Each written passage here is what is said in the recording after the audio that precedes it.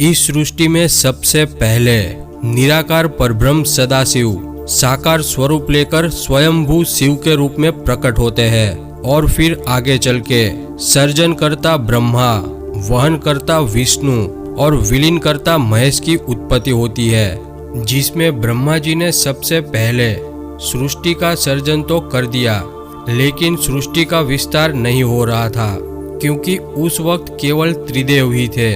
उनके अलावा सृष्टि में और कोई नहीं था। तो ऐसे में स्त्री के बिना सृष्टि का विस्तार हो पाना असंभव था।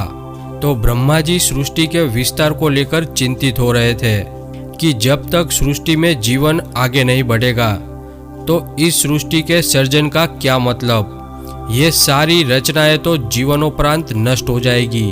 तो ब्रह्मा जी की चिंता को देखकर एक आकाशवाणी हुई कि हे ब्रह्मा, आप मैथुनी सृष्टि का सर्जन करो। मैथुनी सृष्टि यानी स्त्री और पुरुष के मिलन से जब जीवन का विस्तार होता है तो उसे मैथुनी सृष्टि कहा जाता है।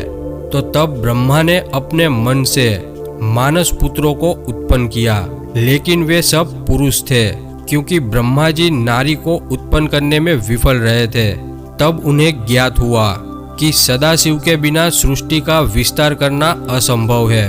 तो वे सदाशिव के कठोर ध्यान में लीन हो गए, और जब सदाशिव ब्रह्मा के ध्यान से प्रसन्न हुए तब ब्रह्मा के सामने एक ऐसा स्वरूप प्रकट हुआ जिसका आधा शरीर शिव का यानी पुरुष का था और आधा शरीर शक्ति का यानी स्त्री का था, जिसे देखकर ब्रह्मा जी आश्चर्यचकित हो उठे।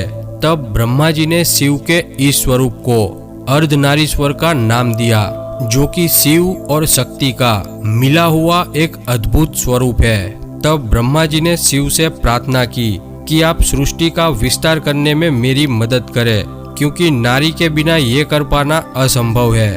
तब शिव ने अपने शरीर से माँ शक्ति को अलग किया और ब्रह्मा जी ने माँ शक्ति से प्रार्थना की कि मैं नारी की उत्पत्ति करने में असमर्थ हूँ, तो कृपया आप मुझे नारी कुल की सृष्टि करने की शक्ति प्रदान करें। और साथ ही विनती की कि इस पूरी सृष्टि की वृद्धि के लिए आप मेरे मानस पुत्र दक्ष के घर में पुत्री के रूप में जन्म ले, ताकि आगे चल के सृष्टि का विस्तार संभव हो पाए।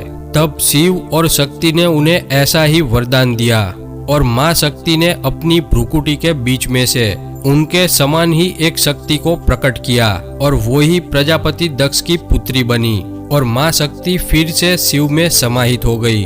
तो इसी तरह हर जीव में नर और मादा कुल की उत्पत्ति हुई, और आगे चल के प्रजापति दक्ष की पुत्रियों से ब्रह्मा के मानस पुत्रों का विवाह हुआ।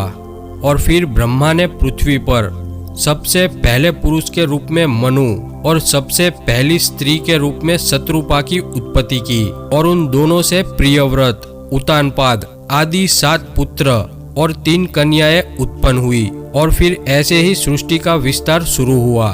तो इस सृष्टि पर सभी इंसान मनु की संतानें होने के कारण मानव और मनुष्य कहलाए। दोस्तों, भगवान शिव को शक्ति, साहस और ऊर्जा का प्रतीक माना जाता है। उन्होंने सृष्टि के कल्याण हेतु स्वयंभू प्रकट होकर कई सारे स्वरूप धारण किए हैं। तो ऐसे ही भगवान शिव ने अर्धनारीश्वर का स्वरूप लेकर सृष्टि के विस्तार में ब्रह्मा जी की मदद की। भगवान शिव का अर्धनारीश्वर स्वरूप ये दर्शाता है कि पुरुष और स्त्री दोनों एक ही समान है, दोनों ही एक दूसरे के पूरक है, यानी पुरुष के बिना स्त्री और स्त्री के बिना पुरुष अधूरा है। और शास्त्रों में अर्धनारीश्वर स्वरूप को सृष्टि की उत्पत्ति का स्वरूप बताया गया है, यानी इस पूरे ब्रह्मांड में सब कुछ अर्धनारीश्वर स्वरूप से ही प्रकट हुआ है, और अंत में सब कुछ फिर से उन्हीं में समा जाता है। शिवलिंग, जिसे शिव का प्रतीक माना जाता है, वो भी अर्धनारीश्वर स्वरूप का ही प्रतीक है, यानी शिवलिंग में जो उभरा हुआ भाग है वो शिव है, और शिवलिंग का निचला हिस्सा माँ आदिशक्ति है। और ये पूरी सृष्टि शिवलिंग से ही उत्पन्न होती है और अंत में शिवलिंग में ही समा जाती है। शास्त्रों के मुताबिक भगवान शिव और शक्ति को एक साथ प्रसन्न करने के लिए अर्धनारी स्वरूप की आराधना की जाती है, जिससे 2 गुना फल मिलता है। यानी इस स्वरूप की पूजा से शिव और शक्ति की पूजा का फल एक साथ ही मिलता है, जिससे अखंड सौभाग्य, पूर्ण आयु, संतान प्राप्ति, संतान की सुरक्षा, अकाल मृत्यु निवारण और आकस्मिक धन लाभ होता है। अर्धनारीश्वर स्वरूप में शिव यानी पुरुष निष्क्रिय शक्ति है और माँ शक्ति यानी स्त्री सक्रिय शक्ति है। यानी जिस प्रकार किसी भी जीव को सक्रिय रहने के लिए शक्ति की जरूरत पड़ती है, उसी प्रकार जब हम गहरे ध्यान में चले जाते हैं तो हमारे अंदर सब कुछ निष्क्रिय होने लगता है, यानी हम स्थिर होने लगते हैं। हमारा दिमाग भी शांत हो जाता है और हमें शून्य की अनुभूति होती है। तो इसी प्रकार सक्रियता में माँ शक्ति और निष्क्रियता में शिव का एहसास होता है। हम 24 घंटे सक्रिय नहीं रह सकते और 24 घंटे ना ही निष्क्रिय रहते हैं, यानी हमें दोनों का तालमेल रखना पड़ता है। इसीलिए शिव का अर्धनारीश्वर स्वरूप हमें ये संदेश देता है कि स्त्री और पुरुष दोनों ही एक समान है, वे दोनों ही एक दूसरे के पूरक है और उनकी ऊर्जा भी एक दूसरे के बिना अर्थहीन है। तो ऐसे ही परब्रह्म सदाशिव हर कल्प की शुरुआत में एक नया स्वरूप धारण करते हैं। तो दोस्तों, मैं ऐसे ही सनातन धर्म के ज्ञान पर वीडियो बनाता रहता हूँ। तो अगर आपको मेरी वीडियो अच्छी लगती है तो वीडियो को लाइक करें, शेयर करें और चैनल को सब्सक्राइब करके बेल आइकॉन जरूर दबाएं। तो मिलते हैं अगली वीडियो में। हर हर महादेव।